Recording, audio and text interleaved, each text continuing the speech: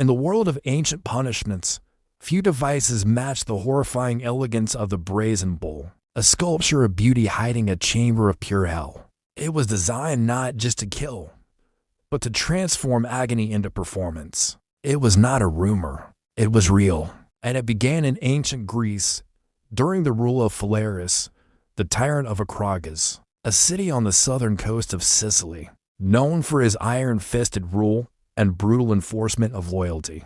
Perillos demanded not just obedience, but fear.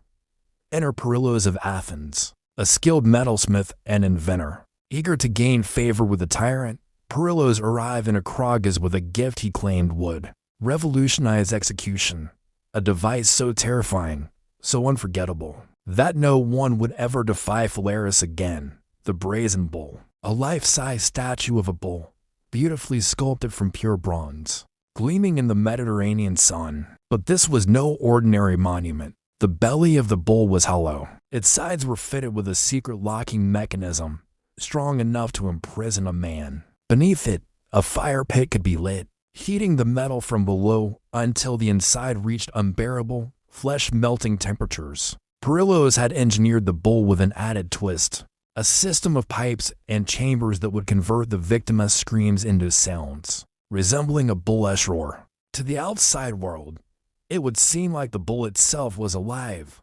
bellowing, groaning, raging in fury, while inside, a human being was roasted alive. This was more than execution.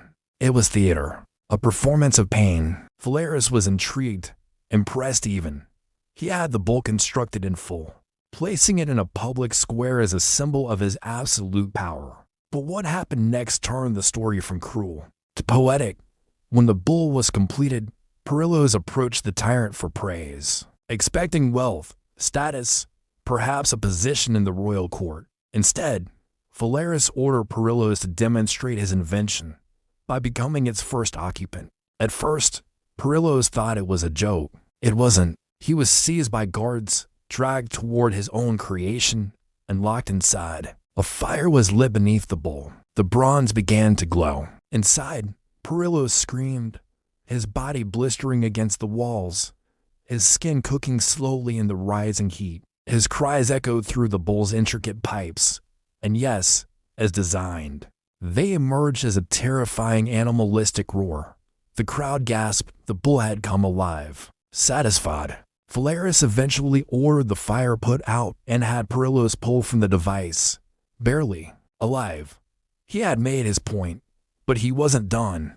Perillos then ordered Perillos to be thrown off a cliff, ensuring that the man who had created such a monstrous device would never again build another. Perillos, the inventor, had become his own invention's victim. And the Brazen Bull, it remained. It became the preferred method of execution in Perillos' court, a tool used not just to punish, but to perform, a public warning sculpted in bronze. Over the years, political rebels, traitors, dissidents, and even religious figures were burned inside it. According to ancient historians like Diodorus Siculus, it was even used during Roman times, transported and reused by other rulers who admired its symbolism.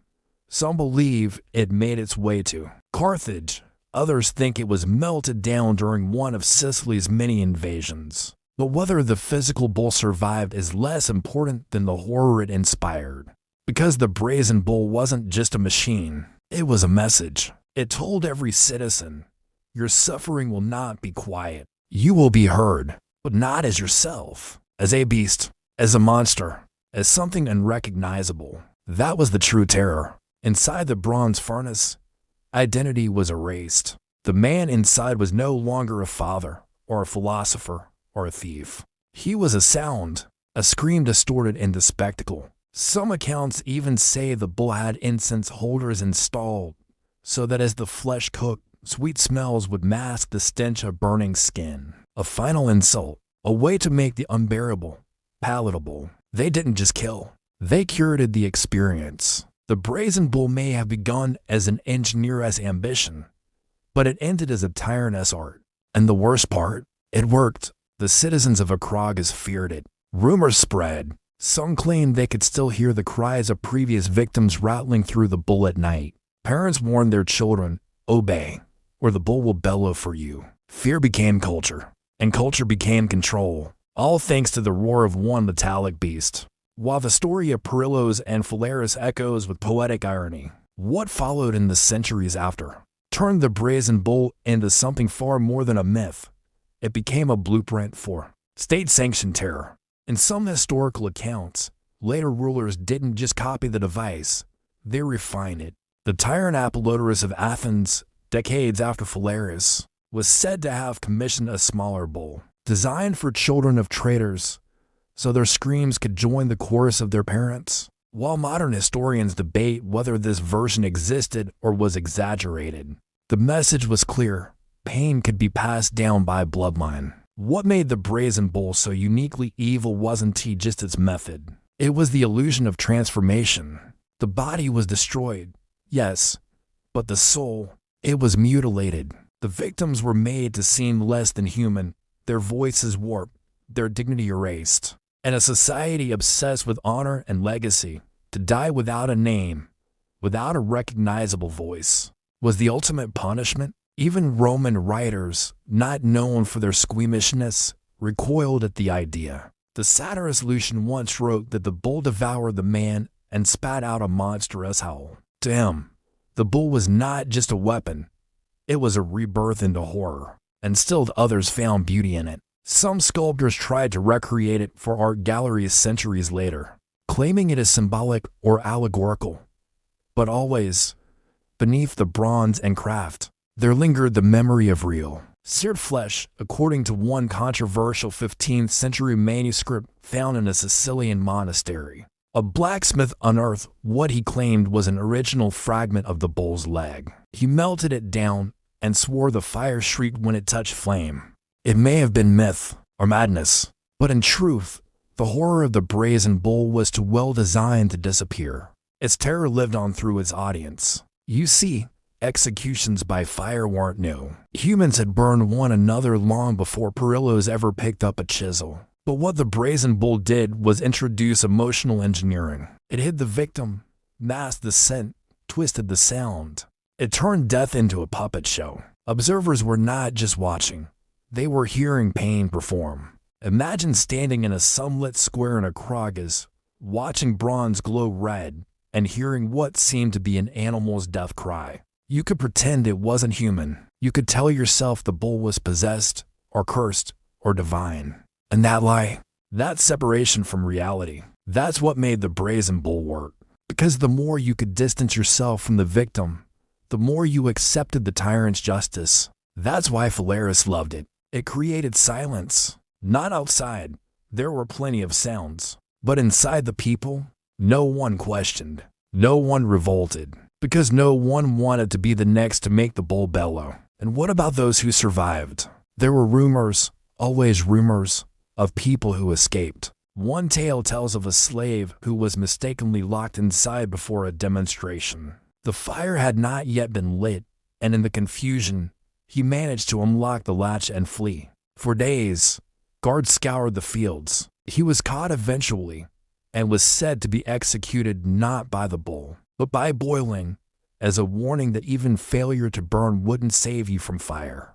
Another tale, more tragic, involves a young woman named Callista, accused of adultery with a temple priest. According to a local chronicle, she was placed into the bull on a festival day to renew the city's moral strength. But the fire that day burned too hot, too fast. The pipes jammed. Her screams did not echo. They shattered the silence, pure, unfiltered agony erupting from the bronze. People fled the square. Some vomited. The illusion had broken, and what they heard was not a beast. It was a girl. The bull was removed the next day. Phalaris died within the year, murdered, ironically, by his own guards. And though the Brazen Bull was dragged away, its legend refused to die. It showed up in Byzantine texts, referenced as an ancient abomination.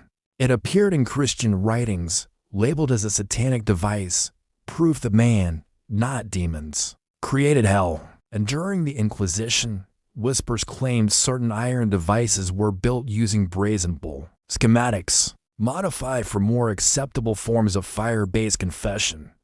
Because that's what horror does. It evolves. The bull may not sit in any modern square, but its soul, it's in every screen that is ignored. Every system that masks cruelty with spectacle, every time pain is turned into theater. And yet, for all the centuries it haunted minds, the Brazen Bull's origin remains its cruelest irony.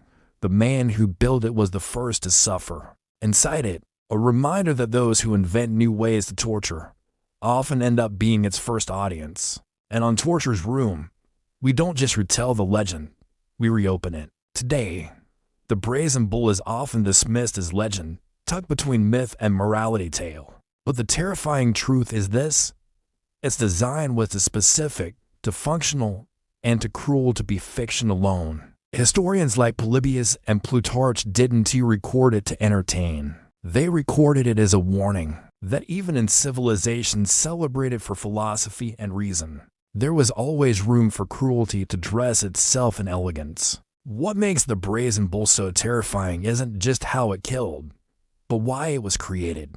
It wasn't invented by a sadist working in shadows. It was built by a man seeking favor, status, and approval from a ruler.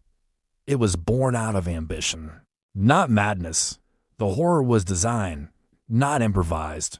That's what chills the blood. Because when cruelty becomes a career move, when torture becomes a demonstration of loyalty, when death is engineered for presentation, not just punishment, that's when civilizations lose their soul. We don't know where the last Brazen Bull ended up. Maybe it was melted down for coins. Maybe it was thrown into the sea. Maybe it still rests beneath ruins, waiting. But its echo hasn't stopped. Its roar, engineered from human lungs and metal chambers, lives on in every moment history tried to silence the truth. It reminds us that beauty can be a mask, that applause can be a cover for screams, and that the most dangerous monsters aren't beasts, they're men with ideas. Welcome to Torture's Room, where history doesn't whisper, it screams.